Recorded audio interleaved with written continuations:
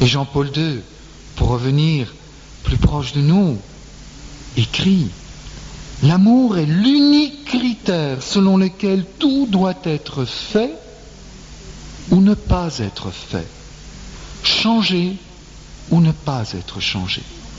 C'est le principe qui doit diriger toute action et la fin vers laquelle toutes doivent tendre.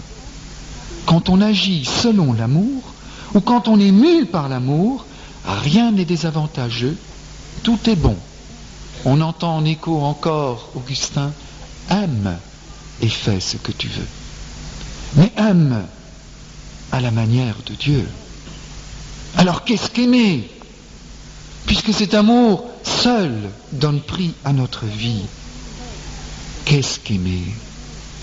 Nous sentons bien que nous ne sommes pas à la hauteur et que tout cet amour dont j'ai parlé, ça n'est pas forcément simplement l'amour humain, je t'aime, tu m'aimes, il m'aime, nous nous aimons, etc.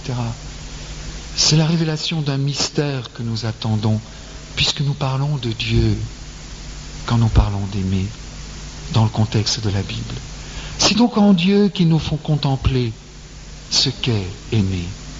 Que le Seigneur nous donne de plonger encore plus loin dans cette simplicité divine infinie. C'est bien parce qu'il est infiniment simple qu'il est si difficile à verbaliser.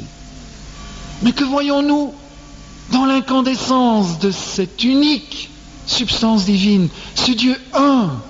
Si nous plongeons le regard de notre foi dans ce brasier ardent, nous découvrons que Dieu n'est pas solitaire. Comment pourrait-il être amour s'il est solitaire? Il faut être deux pour aimer. Il faut être deux qui se donnent librement l'un à l'autre. Et que voyons-nous par les yeux de la foi au cœur de la Trinité? Nous voyons que le Père aime le Fils d'une façon radicale. C'est dans l'amour du Père pour le Fils et du Fils pour le Père que nous allons voir ce qu'est l'amour. L'amour du Père est un amour fécond. L'amour du Père engendre le Fils. Tout son amour engendre le Fils de sa propre substance. Et le Père est totalement impliqué dans cet amour par lequel il se donne entièrement à son Fils. Nous pouvons parler d'une kénose. Vous savez, c'est le terme qui est utilisé dans la lettre aux Philippiens au chapitre 2 pour exprimer la façon dont Jésus se vide de lui-même pour nous. L'eau et le sang, il a tout donné. Dernière goutte de sang et d'eau, tout est donné. Eh bien, Balthazar, le grand théologien, disait qu'il y a une kénose dans la Trinité déjà du Père, parce que c'est toute la substance divine qui est impliquée dans l'engendrement du Fils. Le Père se livre dans l'engendrement du Fils sans rien garder pour soi. C'est l'absolu de l'amour. Et le Fils se reçoit tout entier du Père. Et il reflue vers son Père dans une éternelle Eucharistie. Vous savez que ça veut dire action de grâce. Dans un éternel baiser d'amour. Il se donne, il se livre à son Père avec toute sa substance divine qu'il vient de recevoir. Toute la substance divine est impliquée dans ce reflux vers la source qui constitue l'être du Fils. Mon Dieu, que c'est grand! Le Père se donne tout entier au Fils et le Fils se donne tout entier au Père. Mais alors c'est toute la substance divine, c'est tout l'être divin qui circule ainsi sans cesse entre le Père et le Fils. Et précisément parce que c'est tout l'être divin, c'est bien la troisième personne de cette Trinité. L'Esprit Saint est Dieu. Et il reçoit la même adoration que le Père et le Fils. Parce qu'il est tout l'être divin, l'acte d'amour du Père et du Fils. C'est vertigineux. Il nous faut revenir sur terre sans quitter le ciel. Car c'est cela, l'amour qui nous est communiqué dans notre cœur et qui voudra embraser notre cœur. Un amour qui nous implique tout entier. Pas simplement un amour où nous donnons quelque chose que nous sortons de notre poche. Un amour où nous nous donnons. Aimer, c'est tout donner et se donner soi-même, dit la petite Thérèse de Lisieux. C'est s'arracher à l'inertie de notre égoïsme pour se laisser entraîner par le grand mouvement d'amour l'acte d'amour de Dieu qui est l'Esprit et qui veut nous introduire dans cette Trinité bienheureuse, dans ce brasier ardent d'amour. Et c'est là, devant une telle contemplation, je suppose, que nous sentons tout le poids de notre impuissance. Et que nous sentons ce que je développais un peu hier, combien cet amour pour lequel nous étions créés, nous nous sommes repliés sur nous-mêmes. C'est le mystère du péché originel sur lequel je n'ai pas le temps de revenir. Nous sommes passés par la ruse du démon, de la confiance en Dieu qui nous faisait crier « Abba », qui nous jetait dans les bras du Père pour recevoir son amour. Nous sommes passés par la ruse du malin, de la confiance à la défiance, à la peur, qui nous a fait nous replier sur nous-mêmes. Peur de Dieu, j'ai entendu ton pas, j'ai eu peur. Peur de l'autre, je me suis habillé, j'étais nu, mais l'autre me menace. Et la peur devient source d'agressivité. Et nous avons vu hier toutes les défigurations de l'amour, la convoitise, l'orgueil, la vanité, qui nous empêchent de nous ouvrir. Mais nous avons vu aussi que la croix de Jésus est victorieuse.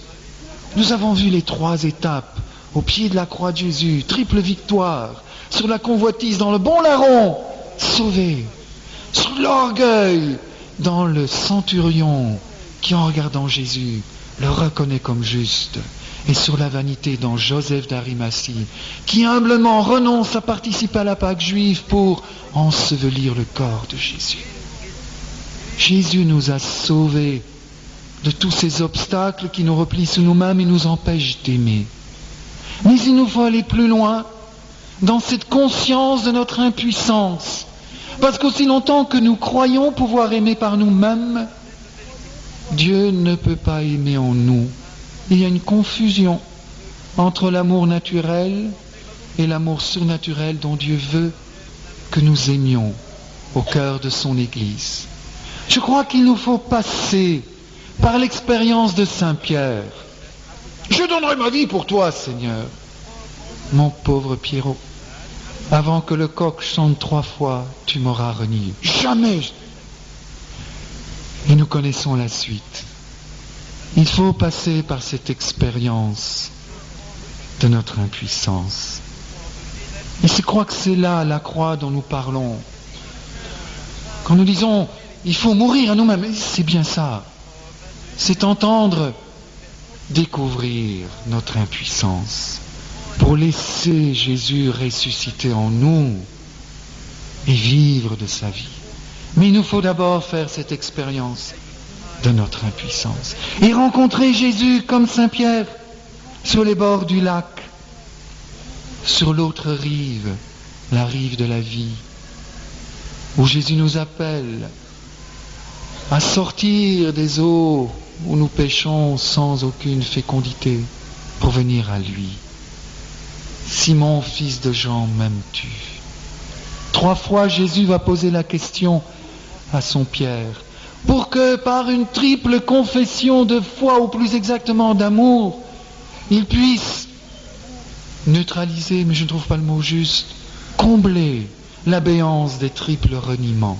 C'est ça l'amour de Jésus. Pour notre péché, il ne demande comme pénitence qu'une chose, c'est que nous confessions que nous l'aimons.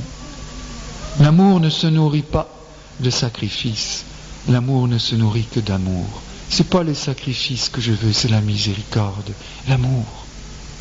3 fois, nous devons répondre avec Saint Pierre, tu sais que je t'aime. Mais il faut creuser un peu plus ce texte.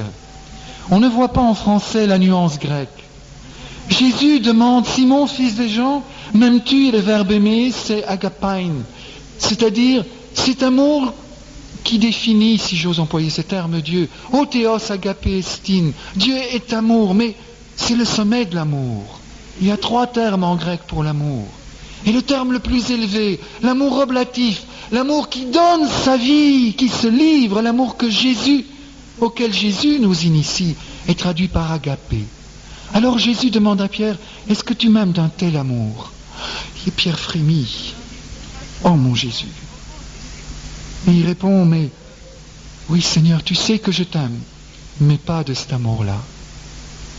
Tu sais que je t'aime. Pierre répond avec un autre verbe, philein, qui est l'amour d'amitié, qui est le deuxième verbe inférieur à l'agapé. C'est l'amour qu'on a pour un ami, mais qui veut son bien, mais pas au point de donner sa vie. Pierre dit, mais Jésus, comment peux-tu me demander ça? Tu as bien vu que je t'ai trahi, je t'aime, mais d'un amour humain. Pour Aristote, c'était le sommet de l'amour d'amitié. Jésus nous révèle un plus grand amour, mais qui vient de Dieu. Et Pierre dit, mais Seigneur, je t'aime, mais simplement d'un amour humain, capable de te trahir. Et Jésus revient à la charge, une deuxième fois. M'aimes-tu de cet amour qui donne sa vie? Et Pierre, ne sachant plus où être, me s'est dit, mais Seigneur, mais oui, tu sais que je t'aime. De plus en plus inquiet, ne sachant pas où Jésus veut le conduire. Et la troisième fois, quand Jésus repose cette question avec le même verbe, il craque notre Pierre. Et j'imagine qu'il pleure en disant, en sanglotant, mais Seigneur, toi qui connais toutes choses, tu connais mon cœur, tu sais que je ne peux t'aimer que d'un amour naturel. Ce pauvre amour que je te donne, mais qui t'a trahi. Voilà où il faut arriver, humblement devant notre Seigneur. Et c'est là que Jésus reprend l'initiative, le maître de l'impossible. Et on peut dire, c'est vrai Pierre, tu n'aimes que de cet amour-là. Pour aimer de l'amour dont je te posais la question, pour toi c'est impossible, mais pour Dieu rien n'est impossible. Et Jésus 3 fois déjà a donné sa confiance à Pierre parce qu'il confessait humblement son impuissance. Paie mes agneaux, paie mes brebis.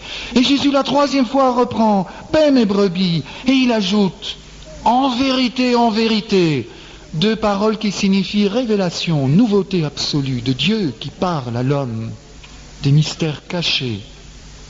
Je te le dis, quand tu étais jeune, tu nouais ta ceinture, tu allais où tu voulais. Tu faisais ta volonté propre. Voilà, nous allons voir passer ce que nous disions le passage à travers la mort. Tu faisais, c'est le passé, Pierre, ta volonté propre.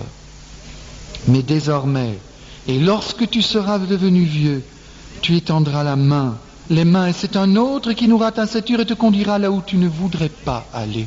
Et Jésus, dit Saint Jean, signifie ainsi la mort par laquelle Pierre glorifierait Dieu. Jésus est occupé à dire à Pierre, très bien Pierre, dans ton humilité tu confesses ton impuissance à aimer en donnant ta vie. Mais moi, le Seigneur, je te donne dans ma parole la puissance d'aimer, la puissance divine d'aimer, la puissance d'aimer dans l'Esprit Saint. Et ce qui t'était impossible, puisque tu m'as renié, sera possible, et tu donneras ta vie par amour pour moi, car l'Esprit repose sur toi. C'est Jésus ressuscité qui communique l'Esprit Saint à son Pierre, réconcilié au-delà de la trahison. Pour nous tous, cet amour est disponible ce matin si nous avons l'attitude de Pierre de confesser notre impuissance. Et Jésus lui dit, suis-moi.